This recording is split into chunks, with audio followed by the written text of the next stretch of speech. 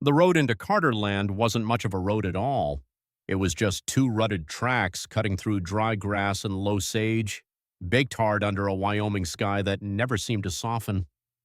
By the time Josie Whitmore came walking down it, her boots were worn thin at the heel and the dust had worked its way so deep into her dress that it might never come out again. She hadn't meant to stop there. Truth was, she hadn't meant anything for days now.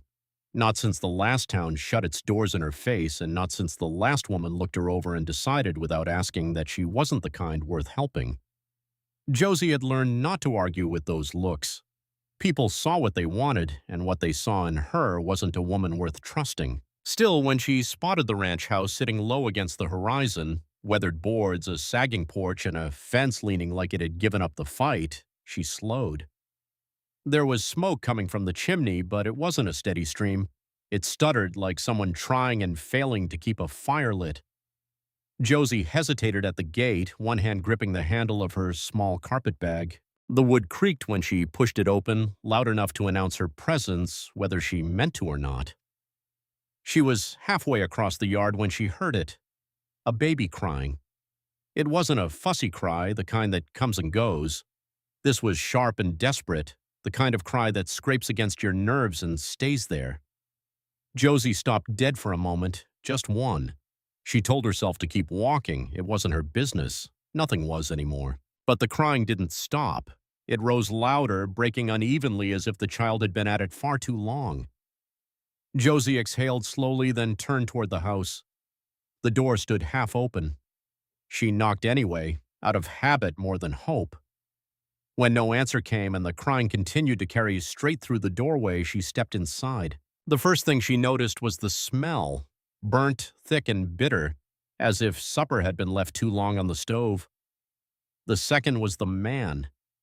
He stood with his back to her at the iron cook stove, sleeves rolled up and shoulders broad, but sagging with a kind of exhaustion that didn't come from just one bad day. He was stirring something in a pot that had long since passed the point of saving. "You're burning it," Josie said quietly. The man turned, startled. His face was older than his years, lined hard at the mouth with eyes that didn't quite settle on her right away, as if he wasn't used to seeing anything new. "I didn't hear you come in," he said. "I knocked." He glanced toward the door, then back at her, uncertain. "I was just—" he started, then gave up on the sentence entirely.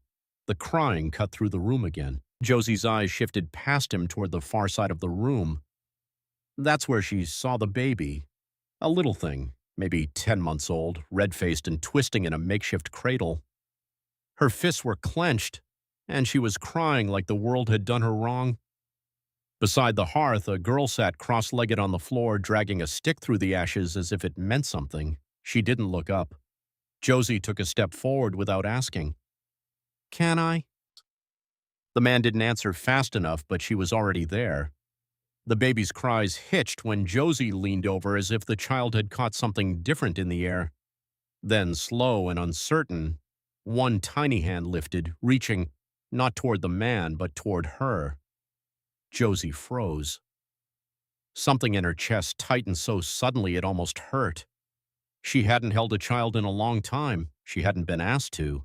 Still, her hands moved as if they remembered exactly what to do. She lifted the baby carefully, settling her against her shoulder.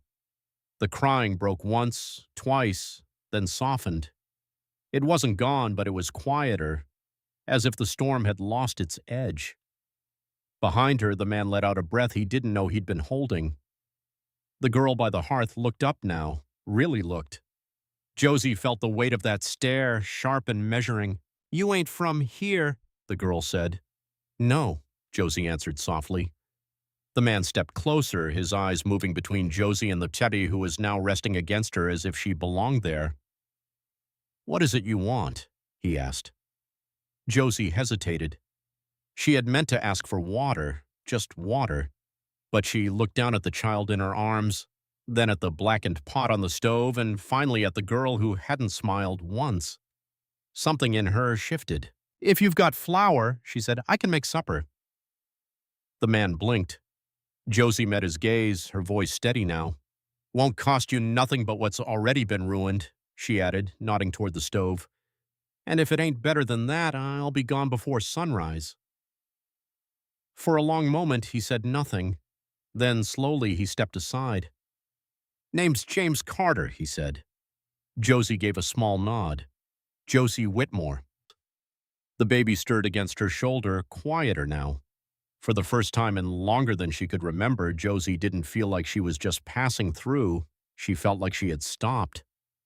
Josie woke before the sun. It wasn't a habit she'd chosen, but one that had followed her from a life she didn't speak of anymore. Back then, mornings meant warm kitchens and steady routines, a place where someone expected her to be. Now it meant something else entirely.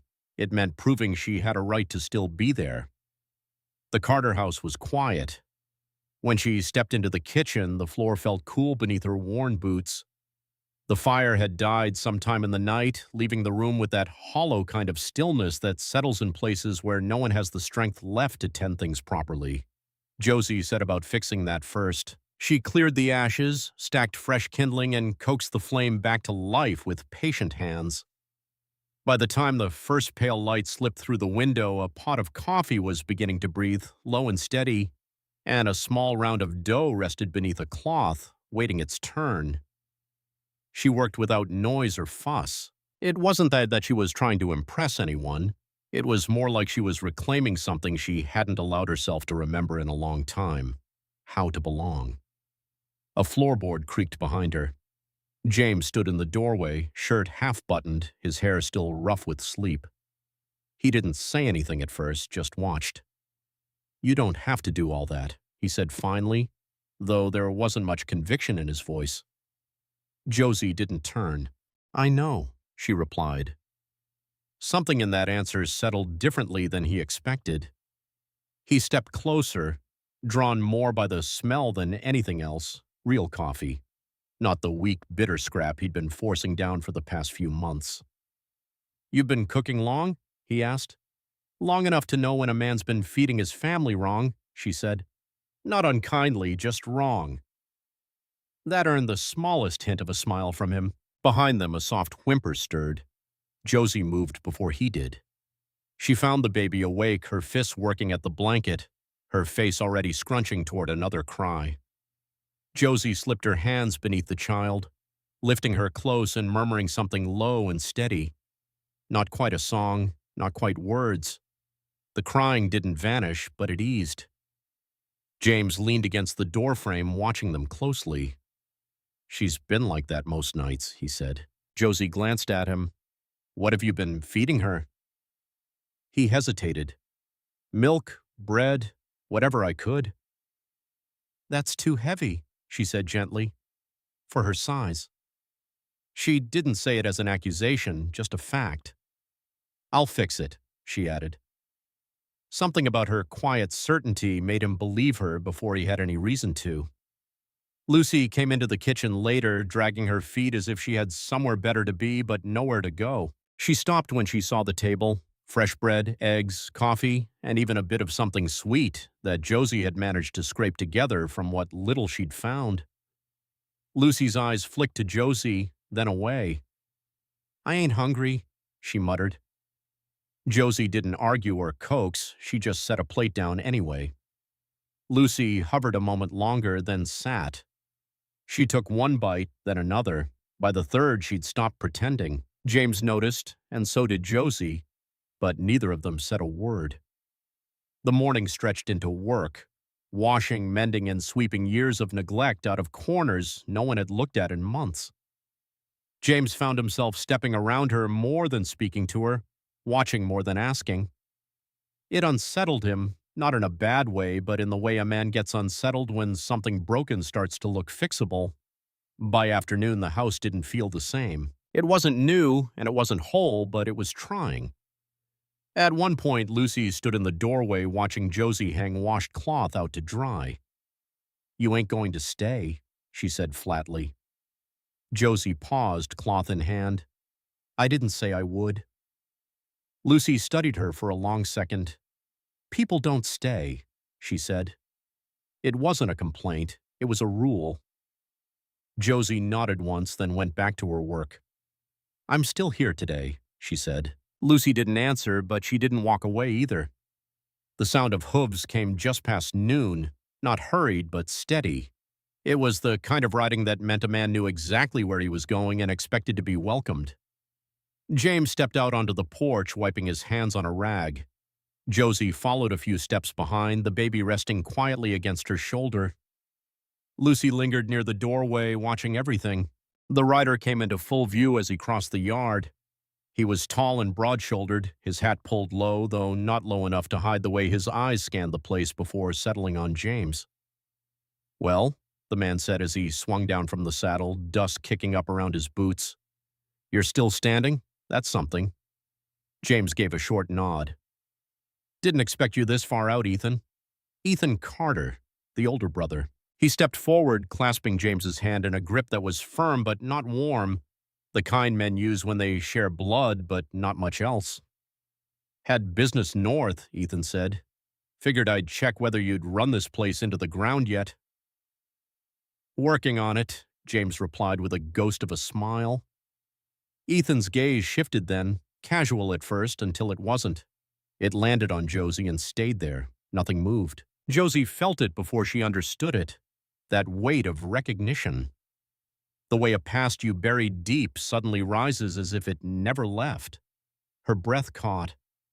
Ethan's eyes narrowed slightly. It wasn't surprise or confusion. It was slow, certain recognition. "You," he said, his voice dropping. James glanced between them. "You know each other?" Josie's fingers tightened instinctively around the baby's blanket. "No," she said quickly, too quickly. Ethan didn't look away. "Funny thing about roads," he said, almost to himself. "You think they lead you somewhere new? Turns out they circle right back." Josie couldn't hold his gaze anymore. She turned slightly, shifting the baby, but there was no hiding from him now. Not really. They didn't speak of it in front of James, not at first. Ethan stayed through the afternoon, helping James check a fence line and talking about cattle and weather. Josie kept to the house, working harder than she needed to, avoiding the window. But there are some things you can't outwork. It was near sundown when Ethan found her. She was out back, hanging the last of the wash against a wide orange sky. She heard his boots before she turned. "You planning to tell him?" he asked. No greeting, no softness, just truth, laid down like a blade. Josie swallowed. "There's nothing to tell." Ethan let out a low breath, almost a laugh, but there was no humor in it. "Ain't that what you said that night, too?" The words hit harder than she expected. For a second, the world seemed to narrow to dust and memory, to the sharp edge of shame she thought she'd outrun. "I didn't know you," she said quietly. "Didn't stop you." She flinched, not from the accusation, but from how easily he said it. Ethan stepped closer, lowering his voice. "My brother's got 2 girls in that house. He don't need this." "This?" Josie repeated, barely above a whisper. "You think I don't see what's happening? You fixing meals, holding that baby, making it look like you belong." Josie lifted her chin. "I'm not pretending anything." "No," Ethan said. "You're worse than that." Silence stretched between them, heavy and unforgiving. "What do you want from me?" she asked. Ethan studied her for a long moment. "I want you gone before he figures out who you are." The words settled like dust after a fall. Josie didn't answer right away. From the house, the baby began to cry again, softly at first, then sharper. Josie turned instinctively toward the sound. Ethan watched her, and for just a flicker of a second, something in his expression shifted, but it hardened again just as quickly. "Morning," he said. "You're gone by then." He turned and walked back toward the house, leaving Josie standing alone in the fading light with the past behind her and something far more dangerous waiting inside. The storm rolled in without warning. Out in Wyoming, it often did. One moment the sky was wide and empty, the next it closed in tight with low clouds dragging across the land and wind sharp enough to cut through wood and bone. By nightfall, the Carter house trembled. The shutters rattled, the fire hissed, and inside Baby Rose burned with fever. Josie knew the moment she touched her. The child was too hot. Not the restless warmth of a fussy child, but the deep, frightening heat that comes from somewhere inside where you can't reach. She was fine this morning, James muttered, pacing. His voice was tight in a way Josie hadn't heard before. She was fine. Josie didn't answer. She was already moving. Boil water, she commanded. Find clean cloth, anything soft. James didn't question her. He moved because for the first time in a long while he didn't know what to do. The fever climbed fast. Rose's breathing turned uneven, her small chest rising too quickly. Josie worked steadily, though her heart pounded. Cool cloths to the forehead, warmth at the feet, slow sips of water. It wasn't enough. "I'll get the doctor," James said suddenly, grabbing his coat. Josie looked up. "It's near 15 miles. I don't care. The storm. I said I don't care." There was no arguing with that voice. He turned to Lucy, crouching in front of her. "You stay here. You mind her. You hear?" Lucy nodded, her eyes wide with fear. James hesitated for a second. "Just a second." His gaze shifting to Josie. "Oh, don't let her."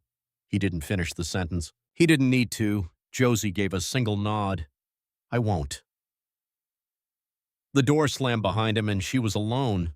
The wind howled, pressing against the walls like something trying to get in. Rose cried weakly, a thin and strained sound. Lucy stood frozen near the table, arms wrapped tight around herself. Then came another sound, footsteps slow and deliberate. Ethan stood in the doorway, his coat damp from the storm. "You still here?" he said. Josie didn't answer. She dipped the cloth and pressed it gently to Rose's burning skin. "She ain't going to make it without a doctor," Ethan said. "And you think he's bringing one back through that storm?" Josie swallowed but didn't stop working. Ethan stepped closer. "Come morning, I tell him everything." "Fine." Josie closed her eyes for a moment. There it was, the choice. She could leave now, slip out into the storm and disappear before James returned. She could protect him and his daughters from the shame she carried. That would be the safe thing, the thing she had always done. Run. Rose whimpered, a small broken sound. Josie looked down at the child in her arms, so small and helpless, reaching for something she didn't understand. "I'm not leaving," Josie said quietly. Ethan didn't react at first. "Then you think staying makes you better?" Josie shook her head. "No, I think leaving again would make me worse." Behind her, something broke. It wasn't wood or glass. It was Lucy. A sharp cry tore from the girl as she dropped to her knees, hands pressed over her ears. "No, no, no!" She rocked back and forth, panic rising. "She's going to die! She's going to die like Mama! Everyone leaves! Everyone leaves!" Josie moved without thinking. She laid Rose carefully in the cradle and crossed the room in 2 quick steps, dropping down in front of Lucy. "Hey," she said softly. "Look at me." Lucy shook her head violently. "They leave," she choked. "They always—" Josie reached out but didn't touch her yet. "I did once," she said. Lucy froze. Josie's voice didn't shake. "I left and I lost everything because of it, but I didn't run tonight." Silence, heavy and real. Slowly, Lucy leaned forward into her. Behind them, the storm raged, the fire burned low, and in the middle of it all, Josie stayed. James didn't remember the ride back, only the wind cutting sideways and the rain hitting hard enough to sting. By the time he reached the house, he was soaked and half blind. He didn't even tie the horse, he just ran. The door swung open, heat hit him first, then light, and then the sight of them. Josie sat near the stove with Rose cradled against her chest. The child's breathing was still uneven, but the desperation was gone. And Lucy was asleep, curled against Josie's sit, one small hand gripping the edge of Josie's dress as if afraid she might disappear. James stopped, taking it in. Something in his chest shifted, deep, quiet, and final. "You made it back," Josie said softly. Her voice was worn thin but steady. James nodded, stepping closer to brush his fingers against Rose's cheek. Still warm but not burning, The doctor is on his way. Couldn't get him sooner in this weather. From the far side of the room, a chair scraped. Ethan. James's eyes moved to him and the silence changed. "What's he still doing here?" James asked. Ethan didn't answer right away. He studied his brother, weighing something. "Waiting," he said finally. "For what?" Ethan's gaze flicked to Josie, then back. "For the right time to tell you the truth." Josie's hands tightened around the baby just enough to hold on. James looked at her, then back at Ethan. "Say it," he said. No anger yet, just something harder. Ethan stepped forward. "You brought a woman into your house. You let her near your girls. You trust her, and you don't know a damn thing about her." "I know enough," James said. "No, you don't. It was her," Ethan said. The words landed plain. "That night, the one I told you about, the one I wasn't proud of." James's jaw tightened. He remembered a night years back, whiskey, and a woman whose name Ethan hadn't kept. A mistake Ethan had brushed off until now. James looked at Josie, really looked this time, not just at the woman in his kitchen, but at the one with a past behind her eyes. Josie met his gaze. She didn't look away. "I didn't know it was him," she said quietly. "That don't change what it was," Ethan snapped. "No," Josie said, "it doesn't." Silence stretched. Lucy stirred in her sleep, her fingers tightening in Josie's dress. James saw that. He saw the baby breathing easier. He saw the girl who hadn't trusted anyone in months holding on. And he saw the woman who hadn't run. "You done?" James asked Ethan. Ethan blinked. "What?" "You said what you came to say, now you're done." James's voice stayed even. "You serious?" James stepped forward, not toward Ethan, but toward Josie. "I ain't asking about what happened before she walked through my door. I've seen what's happened since." "You're a fool," Ethan scoffed. "Maybe, but I'm not blind." James crouched in front of Josie, close enough to see the fear she hadn't shown before. "You planning to leave?" And Josie swallowed. "That depends on whether you want me to." James held her gaze. "My girls run to you, not away. You stayed when you had every reason not to. I don't care what came before that. I'm choosing what I see, and what I see is a woman who kept my family standing tonight." Josie's breath caught. Lucy, half awake now, murmured, "Don't send her away." James closed his eyes for a second, then opened them. That was that. The storm passed the way all storms do, suddenly leaving the world quieter than before. By morning, the sky had cleared. Rose slept easily. The doctor arrived late, mud-caked and tired, and confirmed what Josie already knew. She'll be just fine. Life didn't change all at once, but something in that house had settled into place. Ethan left 2 days later. He didn't say much, just stood by the gate, hat in hand, before mounting up. He glanced once toward the house where Josie stood. There was no apology, but there was no judgment left either. He nodded once and rode off. The wedding was quiet. No grand plans, just a handful of folks from town and a preacher beneath the wide Wyoming sky. James stood stiff as a fence post, his hat turning slowly in his hands. When the preacher asked if he had anything to say, James cleared his throat. "I ain't much for speeches," he managed, "but I'm staying." Lucy whispered loudly, "You're supposed to say you love her." The small crowd chuckled. James looked at Josie. "Well, that too." Josie laughed then, a real laugh, the kind she hadn't heard from herself in years. Time moved steadily. The ranch grew stronger, and so did the people inside it. Lucy lost the sharp edges in her eyes, replaced by something lighter. Rose grew into a sturdy, laughing child who followed Josie everywhere, and Josie stopped looking over her shoulder. Years later, when the house was full of voices and laughter, Josie would sit beside James in the evenings, watching the sun sink over the fields. His hand would find hers without thought. "I almost kept walking that day," she said once. James nodded. "Glad you didn't." Josie smiled. She had lost a home in a single night once, but this one she had built slowly, day by choosing to stay. In the end, that made all the difference.